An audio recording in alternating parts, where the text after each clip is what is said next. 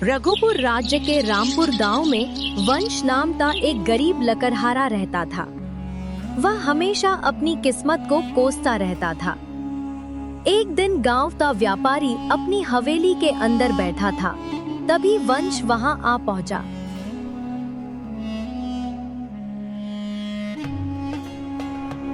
व्यापारी जी, मुझे थोड़ा सा कर्ज दे दीजिए। मेरा व्यापार इस समय मंदा चल रहा है। बरसात का मौसम है, इसलिए लकड़ियां अच्छे दामों पर नहीं बिक रही हैं। जैसे ही मेरा व्यापार फिर से चलने लगेगा, वैसे ही मैं आपके पैसे पाई पाई चुका दूंगा। व्यापारी ने वंश के पैरों की ओर देखा और गुस्से में बोला, अगर तुझे पैसे चाहिए थे तो तू बाहर से भी आवाज लगाकर मांग सकता था। तेरी हिम्मत कैसे हुई गंदे पांव और ऊपर से गंदे कपड़े पहनकर मेरी हवेली में आने की? तेरे गंदे पैर और गंदे कपड़ों ने मेरी हवेली की रौनक को गंदा कर दिया है। दफा हो जा मेरी नजरों से, मैं तुझे कोई भी पैसे नहीं दूंगा। वंश क्रोधित होकर हवेली से बाहर आ जाता है। वह मन ही मन बुदबुदाया, अगर भगवान कृष्ण मुझे एक बड़ा व्यापारी बनाते तो मैं कभी भी किसी गरीब और अनाथ का इस तरह अपमान नहीं करता। लेकिन क्या करूं, मेरी किस्मत में तो सिर्फ गरीबी ही लिखी है। वंश गुस्से में अपने घर की ओर जा रहा होता है कि तभी उसे गांव का सरपंच मिल गया। अरे वंश, तुम इतने क्रोधित क्यों हो? क्रोधित नहीं हूं तो क्या करूं सरपंच जी, आप तो अच्छी तरह जानते हैं धंधा इस समय मंदा चल रहा है। उस व्यापारी की हवेली पर गया था, लेकिन उसने खड़ी खोटी भी सुनाई और अपमानित करके बाहर निकाल दिया। कहता है कि मेरे अंदर जाने से और मेरे कपड़े गंदे होने की वजह से उसके घर की रौनक चली गई। उस व्यापारी का स्वभाव शुरू से ही ऐसा है, लेकिन तुम अपनी किस्मत को क्यों कोस रहे हो? मैं जानता हूँ कि तुम्हारा इस दुनिया में कोई नहीं है, पर इस संसार के पहले मनुष्य नहीं हो जिसका कोई न हो। और फिर तुम एक लकड़हारे हो। बाजार में तुम्हारी लकड़ियां अच्छे दामों पर बिकती हैं। धंधे में तो उतार चढ़ाव, घाटा और मुनाफा लगा ही रहता है। हाँ सरपंच जी, आप क्या जाने मेरा दर्द। जब मैं छोटा था तब मेरे माता पिता मुझे छोड़कर चले गए।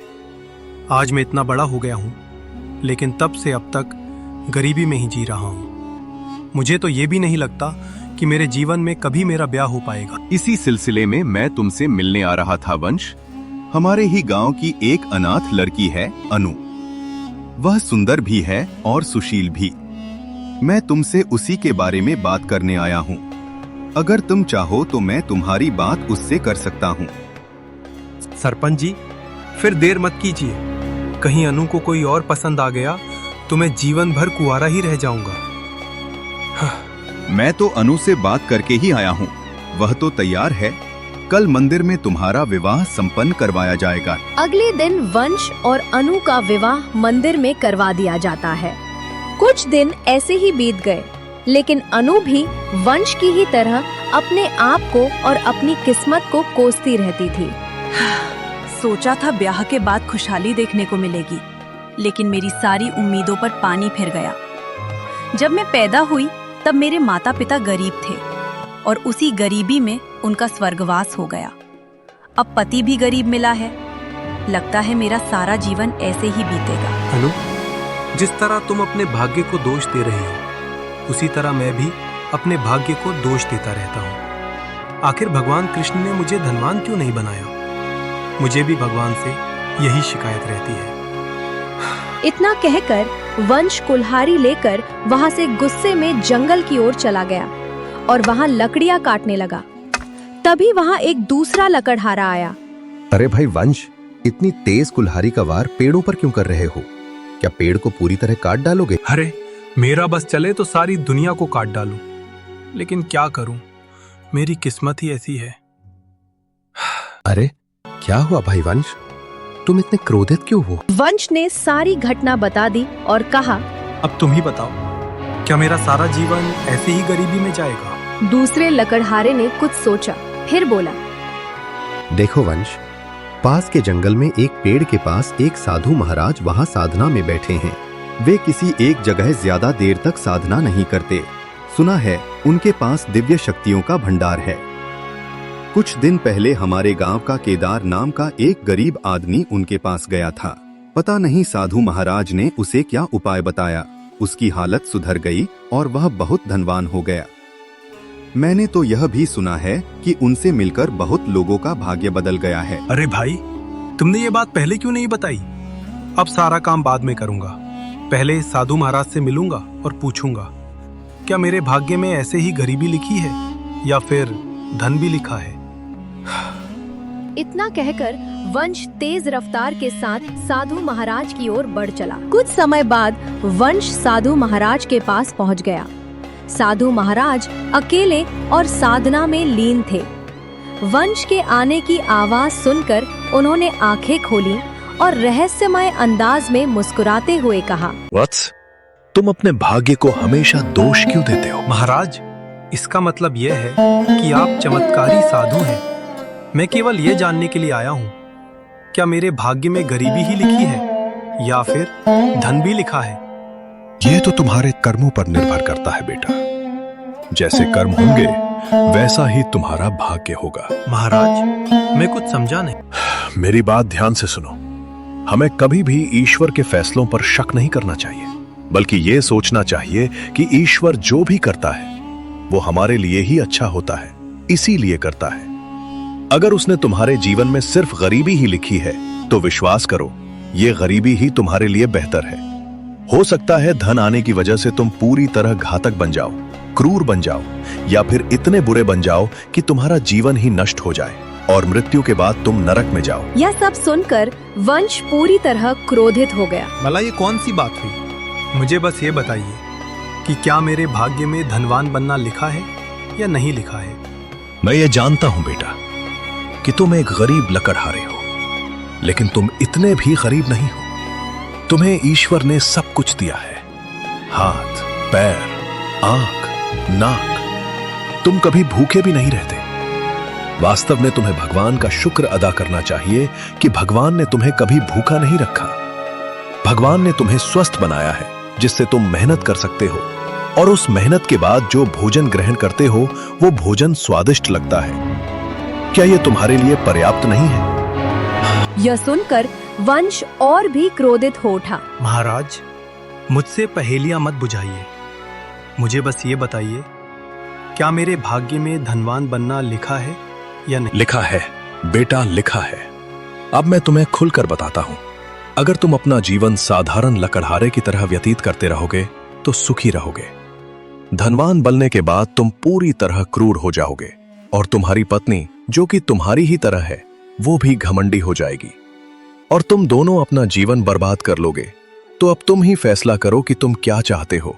नहीं महाराज, धनवान बनने के बाद मैं कभी भी घमंडी या क्रूर नहीं बनूंगा, बल्कि मैं तो हमेशा यही सोचता हूं कि जब मेरे पास धन आ जाएगा तो मैं गरीबों की सेवा में लग जाऊंगा और जरूरतमंदों की भी मदद करूंगा। सोचने में और करने में अंतर होता है बेटा। अभी तुम्हारे पास धन नहीं है, इसलिए तुम ऐसा सोचते हो। विश्वास करो, धन आने के बाद तुम्हारी सोच बदल जाएगी। नहीं नहीं साधु महाराज, नहीं बदलेगी। मैं कसम खाता हूं कि धन आने के बाद भी मैं वैसा ही रहूंगा जैसा आज हूं, साधारण, मेहनती और दयालु। ठीक है, जैसी तेरी मर्जी। तू बहुत जिद्दी है, मानेगा नहीं, लेकिन मैं एक बार फिर चेतावनी देता हूं। धन आने के बाद आने वाले समय में तुम बहुत पछताओगे। साधु बाबा, मैं नहीं पछताऊंगा। मुझे अपने कर्मों और अपने मन पर पूरा विश्वास है। साधु बाबा ने वंश की तरफ एक अलग ही अंदाज में देखते हुए कहा, तो फिर ठीक है, अंदर जंगल के बीचों बीच जा। वहां तुझे एक तोता मिलेगा जो नीले रंग का होगा। वो तोता बिल्कुल हमारी ही तरह तुझसे बात करेगा और तेरे मन की परख करेगा। अभी तेरा मन शुद्ध है, लेकिन भविष्य में धन आने के बाद तू शुद्ध नहीं रहेगा। तेरा यहां आना, मुझसे पूछना, ये सब नियति में लिखा था। सोने की छड़ी के बारे में जानना भी तेरी नियति में लिखा था, परंतु उसे पाना तेरी इच्छा पर निर्भर करेगा। और यदि तू उसे पा लेगा तो तू नरक लोक यानी मृत्यु लोक में जाएगा। लेकिन यदि तू इसी समय उस सोने की छड़ी का त्याग कर देगा तो तू गरीब तो रहेगा, परंतु तेरा जीवन हमेशा सुखमय बना रहेगा। साधु बाबा, गरीब का जीवन कभी सुखी नहीं होता। सुखी जीवन हमेशा धनवानों का ही होता है। इतना कहकर वंश जंगल के अंदर चला गया।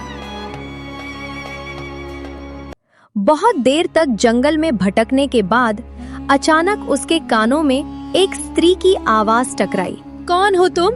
यहाँ क्या कर रहे हो मनुष्य? वंश जैसे ही मुड़कर पीछे देखता है, उसने देखा कि एक वृक्ष पर नीले रंग की तोता रानी बैठी थी। मैं तो एक जादुई छड़ी लेने के लिए आया हूँ। हाँ, पर मैं पहले तुम्हारे मन की बात जानूंगी।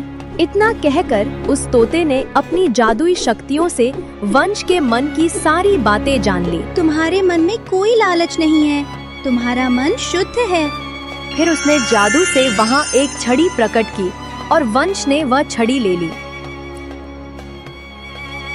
इस जादुई छड़ी को तुम किसी भी धातु या वस्तु से स्पर्श करवाओगे तो वो सोने में परिवर्तित हो जाएगी।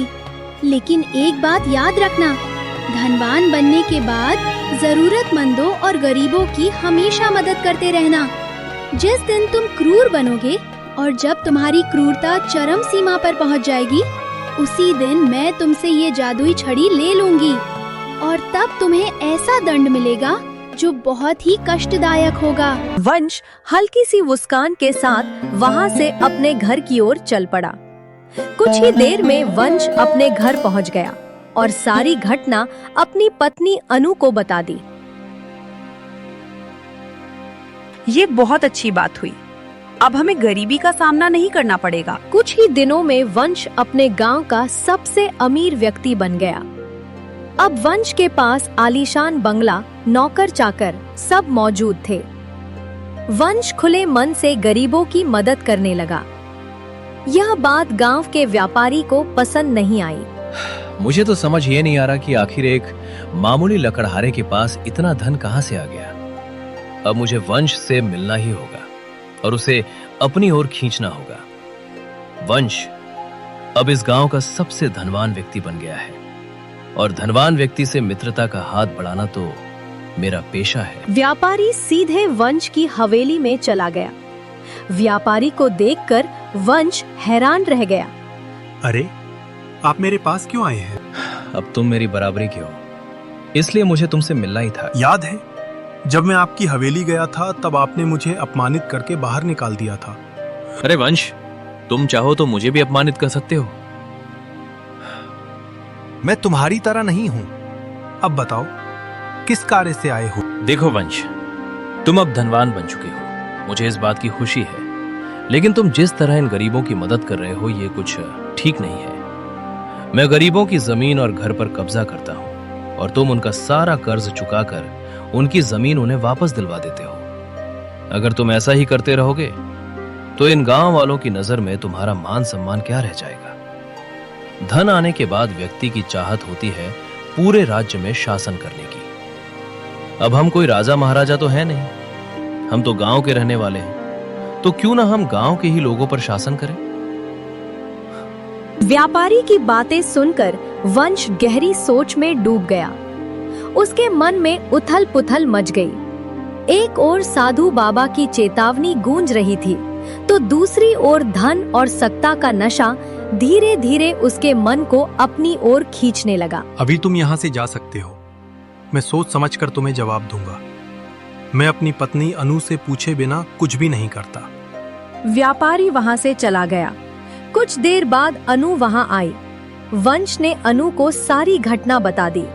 यह सब सुनकर अनु गहरी सोच में पड़ गई। वैसे बात तो व्यापारी सही कह रहा है, लेकिन अब तुम उस व्यापारी से भी ज्यादा अमीर हो, इसलिए मेरे मन में काफी दिनों से एक विचार चल रहा है। कैसा विचार अनु? हमारे पास सोना देने वाली छड़ी है। हम जिस किसी वस्तु को स्पर्श करेंगे वह सोने में परिवर्तित हो जाएगी। हम व्यापारी को ढेर सारा सोना देकर गांव की सारी जमीन अपने नाम करवा लेंगे और इतना ही नहीं, व्यापारी का घर भी खरीद लेंगे। क्यों ना हम खुद इस गांव के सबसे बड़े व्यापारी बन जाएं। यह सुनकर वंश चौंक गया। बात तो तुम सही कह रही हो अनु। अब मैं व्यापारी से ज्यादा धनवान हूँ, तो इस गांव में बड़ा व्यापारी बनने का अधिकार मुझे है।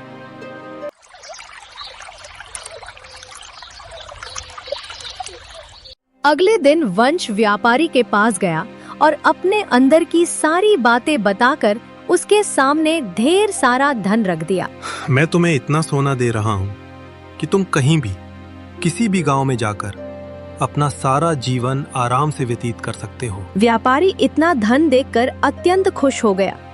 उसकी आंखों में लालच की चमक साफ दिखाई देने लगी। अरे अब कोई दिक्कत नहीं वंश, मैं किसी दूसरे गांव चला जाऊंगा। उसके बाद वंश अपनी जिंदगी राजा की तरह जीने लगा। घमंड उसके अंदर और उसकी पत्नी के अंदर कूट कूट कर भरने लगा था और दोनों को इसका जरा सा भी अंदाजा नहीं था। एक दिन सरपंच परेशान होकर वंश की हवेली आया।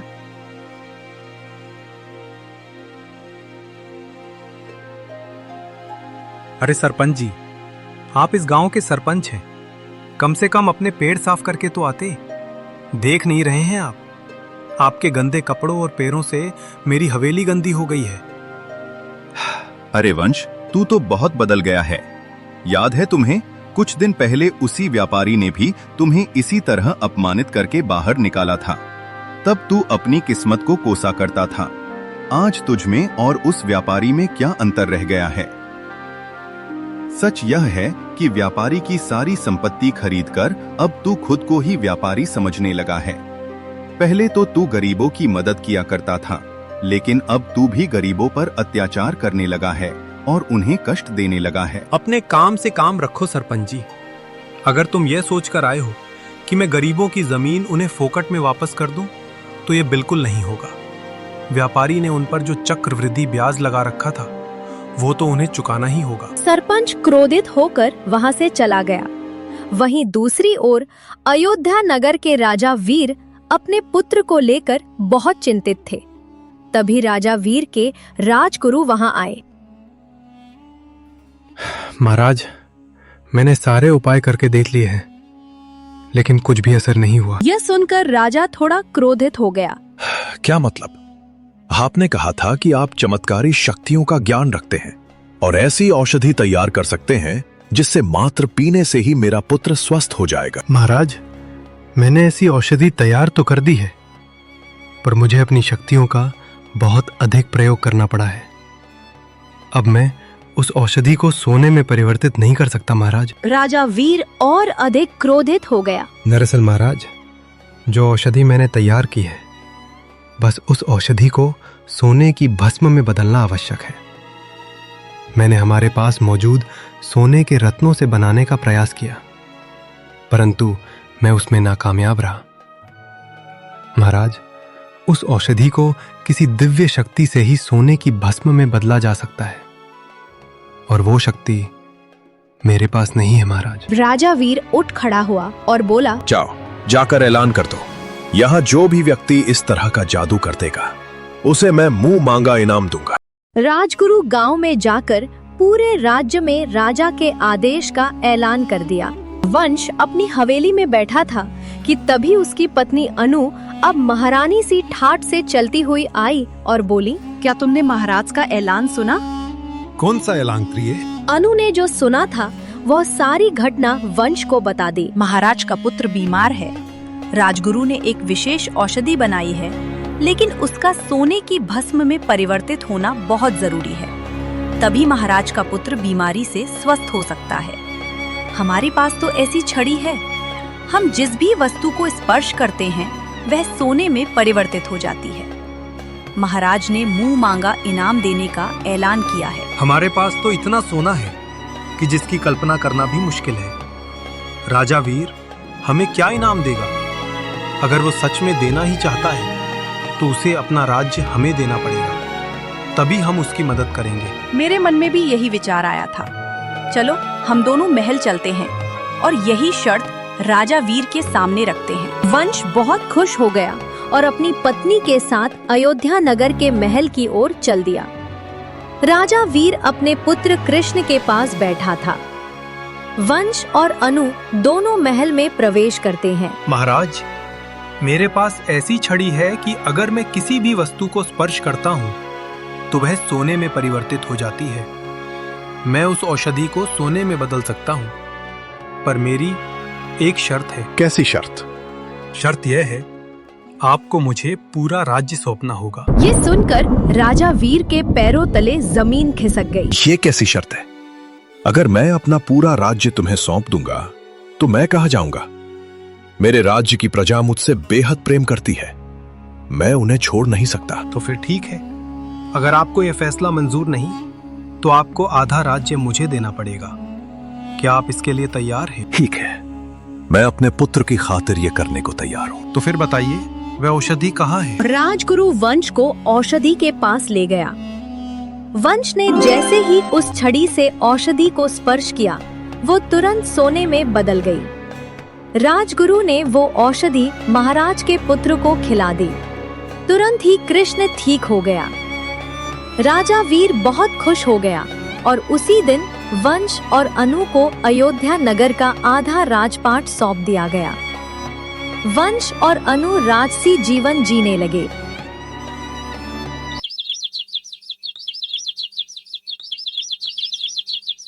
आखिर कब तक राजपाट के मालिक बने रहोगे? अब समय आ गया है कि हम पूरा राजपाट अपने कब्जे में ले लें। मेरे मन में भी यही चल रहा है, मगर ये सब होगा कैसे? मैंने अक्सर देखा है, राजा वीर से बात करते समय उनके मंत्री उन्हें घूरता रहता है। जरूर उसके दिमाग में कोई खिचड़ी पक रही होगी। तुम मंत्री के मन की बात जानने की कोशिश करो। अगर उसके मन में राजा वीर के खिलाफ विद्रोह है तो हमारा काम आसान हो जाएगा, और अगर ऐसा ना हुआ तो उसे एक बार लालच देकर देखो। मंत्री अगर एक बार हमारे साथ हो गया तो राजा वीर कुछ भी नहीं कर पाएगा। तुमने तो बिल्कुल पते की बात कही है प्रिय। अगले दिन वंश ने मंत्री को अपने पास बुलाया। देखो मंत्री, मेरे पास अभी आधा ही राज्य है, लेकिन मुझे पूरा राज्य चाहिए। क्या तुम इसमें मेरा साथ दोगे? मैं काफी समय से राजा वीर को अपने रास्ते से हटाने और स्वयं राजा बनने का विचार कर रहा था। तो फिर मैं तुम्हारा साथ क्यों दूं? तुम मेरा साथ दो और राजा वीर को मेरे रास्ते से हटा दो। मैं तुम्हें खुली छूट दे दूंगा। तुम किसी भी गांव में कुछ भी कर सकोगे, कोई तुमसे सवाल जवाब नहीं करेगा। एक तरह से तुम राजा ना होकर भी राजा जैसा जीवन जियोगे, और अगर तुम चाहो तो मैं तुम्हें ढेर सारी सोने की मुद्राएं भी दे दूंगा। मंत्री यह सब सुनकर बहुत खुश हुआ। तो फिर ठीक है, मैं तैयार हूँ। आज रात राजा वीर के कक्ष में जाकर उनकी हत्या कर दो। मैं उनके बेटे कृष्ण को बंदी बनाकर कैद खाने में डाल दूंगा। उसके बाद इस पूरे राज्य पर सिर्फ मेरा ही शासन होगा। ये सब सुनकर वंश बहुत खुश हुआ और वापस आकर अपनी पत्नी को सारी घटना बता दी। क्या भरोसा कि भविष्य में मंत्री हमें कोई नुकसान ना पहुंचाए। मेरे मन में भी यही विचार आया था, पर अभी उसका साथ बहुत जरूरी है। एक बार मैं इस पूरे राज्य को हथिया लूं, फिर मौका देखकर उस मंत्री को भी रास्ते से हटवा दूंगा। उसके बाद अनु बहुत खुश हो गई। उसी रात वंश राजा वीर के कक्ष में गया और उसकी हत्या कर दी। उधर मंत्री ने राजकुमार कृष्ण को बंदी बनाकर कैद कर लिया। इतना सब होते ही अचानक वहाँ वही नीले रंग की तोता रानी और साधु बाबा प्रकट हो जाते हैं। मैंने तुझसे पहले भी कहा था, जब तू अत्याचार की सीमा पार करेगा तब मैं तुझसे ये छड़ी ले लूंगी और तुझे दंड दूंगी।